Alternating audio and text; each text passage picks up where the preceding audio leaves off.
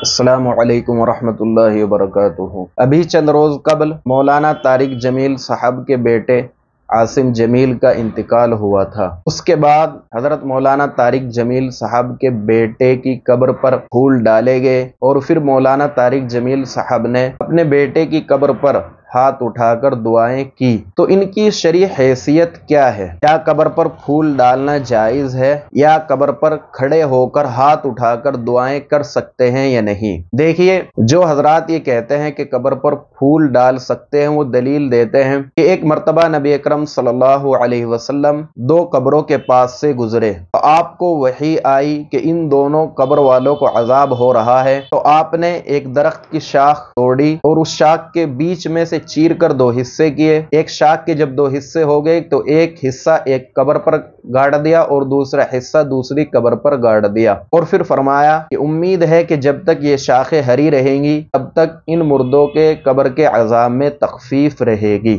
इस हदीस शरीफ की बुनियाद पर बाद हजरात ये कहते हैं कि कब्रों पर फूल डालना जायज़ है, लेकिन हम उलमाए देवबंद ये फरमाते हैं कि जायज़ नहीं है। क्यों? क्योंकि आपने जो दरख्त की शाख के दो हिस्से करके दो कब्रों पर जो लगाए थे, दो गाड़ी थी, वो तखफीफे अजाब के लिए थी और अजाब का मालूम होना यह आपको बज़रिए वही मालूम हुआ था, जबकि हमें यह मालूम नहीं होता कि क्या इस मुर्दे को अजाब हो रहा है या नहीं। दूसरी वजह क्या थी? उनको गाड़ने की वजह यही थी कि अजाब में तखफीफ हो जाए, और हमारे फूल डालने पर अजाब में तखफीफ होगी ये कोई गारंटी नहीं है। आपको तो बज़रिए वही बताया गया था कि आपको ये काम करना है जिसकी बरकत से अल्लाह तबारक व तआला अजाब में तखफीफ कर देंगे। तो ये अजाब में तखफीफ होना ये आपकी खुसूसियत थी, इसीलिए किसी भी सहाबी ने बाद में इस अमल को नहीं किया।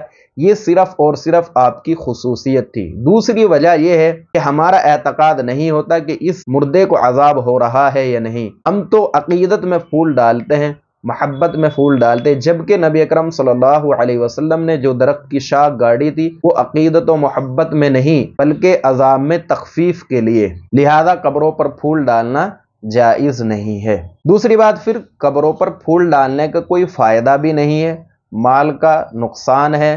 इससे बेहतर है कि जितने रुपये के आप फूल डाल रहे हैं उतने रुपये का सदका व खैरात करके मय्यत के लिए इसाले सवाब कर दिया जाए, जिससे आपका माल ज़ाय भी नहीं होगा, मुस्तहिकीन को फ़ायदा भी होगा और मुर्दे को भी फ़ायदा होगा। अब रही बात मौलाना तारिक जमील साहब के बेटे की कब्र पर जो फूल डाले गए वो फूल हज़रत मौलाना तारिक जमील साहब ने नहीं डाले बल्कि और लोगों ने डाल दिए।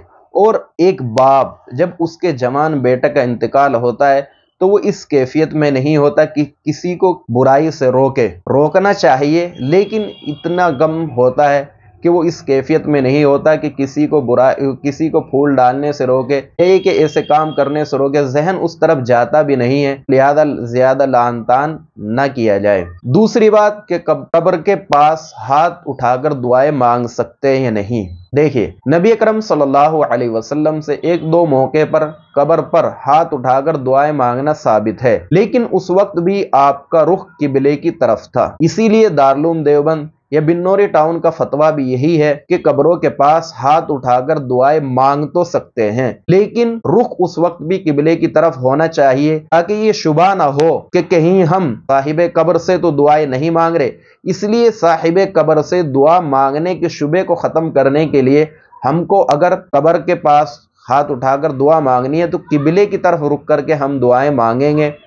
खुलासा ये है कि कब्रों के पास हाथ उठाकर दुआएं मांग तो सकते हैं, लेकिन रुख किबले की तरफ होना चाहिए, ताकि ये शुबा ख़त्म हो जाए कि हम साहिबे कब्र से दुआ मांग रहे हैं, अपनी ज़रूरत को मांग रहे हैं। ये शुबा ख़त्म हो जाना चाहिए।